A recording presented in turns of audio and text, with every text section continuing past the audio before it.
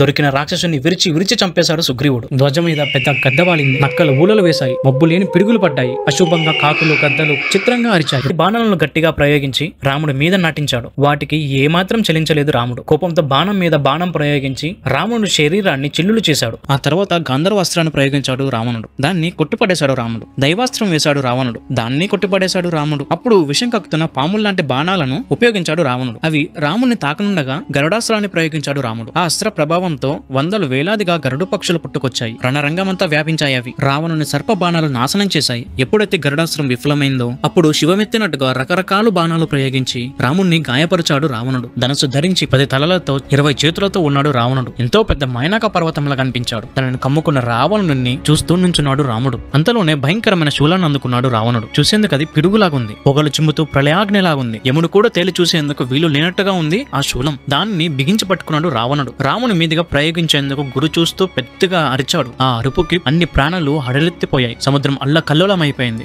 రామ, ఈ శూలంతో నీ ప్రాణాన్ని హరిస్తాను. నీ మీద నా కోపాన్ని తెరుచుకుంటాను. పారిపోకుండా నిలబడు అన్నాడు రావణుడు. అంటూనే రాముడి మీదకి శూలాన్ని ప్రయోగించాడు. ఆ సరికి రాముడికి వీలు దొరికింది. వస్తున్న శూలాన్ని ఢీకునేందుకు శర పరంపర కురిపించాడు. అయితే ఆ బాణాలన్నింటినీ మండించి మసి చేసింది ఆ శూలం. చూసి ఆశ్చర్యపోయాడు రాముడు. అప్పుడు అతను ఇంద్రశక్తిని అందుకున్నాడు. రావణుని శూలాన్ని అడ్డుకునేందుకు దాన్ని ప్రయోగించాడు. ఇంద్రశక్తి రావణుడి శూలాన్ని తునాతునకలు చేసింది. పిండి చేసి రాల్చేసింది. అదే అదునుగా రాముడు 3 బాణాలను ప్రయోగించాడు. వాటితో రావణుని నుదుటి మీద గాయం చేశాడు. ఇంకో 3 బాణాలు ప్రయోగించి రావణుని గాయపరిచాడు. అన్నిటినీ తట్టుకున్నాడు రావణుడు. వీర్పు విరామం లేకుండా రాముడి మీద లెక్కలేనన్ని బాణాలు ప్రయోగించాడు. రావణుడు ప్రయోగించిన ప్రతి బాణం ముక్కలు చేశాడు రాముడు. అది చూసి రెచ్చిపోయాడు రావణుడు.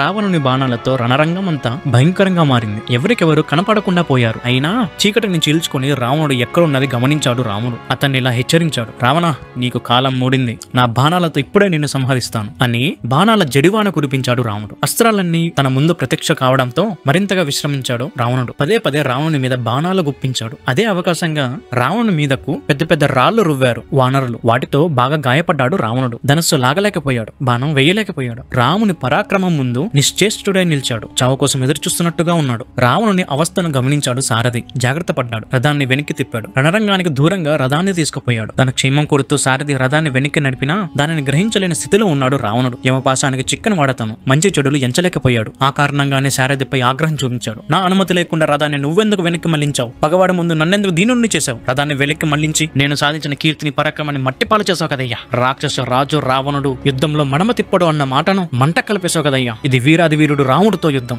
రాముడు ముందు నన్ను గడ్డి పరకన చేసావు కదయ్యా. చీ, పగవాడి మీదకు పరిగెత్తించిన రథాన్ని వెనక్కి పరిగెత్తించావు. నన్ను తలదించుకునేలా చేశావు. రాముడి దగ్గర ఏది ఆశించిందుకు పాల్పడ్డావు? చెయ్యరాని పని చేసావు కదయ్యా. జరిగిందో జరిగిపోయింది. ఇక జరగాల్సింది చూడు. నా మీద నీకు ఏమాత్రం అభిమానం ఉన్నా, నేను నీకు చేసిన మేలు ఏమాత్రం గుర్తుకు ఉన్నా, పద రథాన్ని ముందుకు పోని. సరాసరి గుర్రాలను రాముని మీదకు పోనించు. అయినా గుర్రాలను ముందుకు పోనీలేదు సారథి. చెమర్చని కళ్ళతో రావణుని చూస్తూ ఇలా అన్నాడు సారథి. మహారాజా, నేను రాముడితో లాలూచి పడి రథాన్ని వెనక్కి తిప్పలేదు. నువ్వు నాకు చేసిన మేలు మర్చిపోలేదు. నీ హితం కోరే, నీ కీర్తిని కాపాడేందుకే రథాన్ని వెనక్కి తిప్పాను. నేను నీకు చేసిన పని ప్రియమవుతుంది అనుకున్నాను, కానీ దురదృష్టం అప్రియమైంది. ప్రభు, నీ కోసం ప్రాణాలు అర్పించే నన్ను నీచుడని భావించావు. అసలు రథాన్ని వెనక్కి ఎందుకు తిప్పానో చెప్తాను విను. నువ్వు బాగా అలసిపోయావు. నీలో ఎలాంటి ఉత్సాహం ఉద్వేగం కనిపించడం లేదు. మన గుర్రాలు కూడా అలసిపోయి ఆయాసపడుతున్నాయి. అదిగాక నాకెన్నో అపశకనాలు కనిపించాయి. సారథి అన్నవాడు దేశ కాలాల్లో శుభాశుభాలు శకునాలన్నీ గమనించాలి. అలాగే రథకుని ముఖంలో కళా కాంతులు, ఉత్సాహ ఉద్రేకాలు, బలాలు అన్ని కనిపెట్టాలి. వాటితో పాటుగా పగవాడి లోపాలు కూడా తెలుసుకోవాలి. ఎప్పుడు పగవాడిని ఎదుర్కోవాలి, ఎప్పుడు వెనక్కి తగ్గాలి అన్నవి అనుక్షణం సారథి అంచనా కట్టాలి. అలా అంచనా కట్టే మన రథాన్ని వెనక్కి తిప్పాను. నువ్వు సేద తీరాలి. గుర్రాలు శ్రమ తీర్చుకోవాలి. తీర్చుకున్న తర్వాత ఏదైనా అనుకున్నాను. నేను తప్పు చేస్తే నన్ను క్షమించు అన్నాడు సారథి.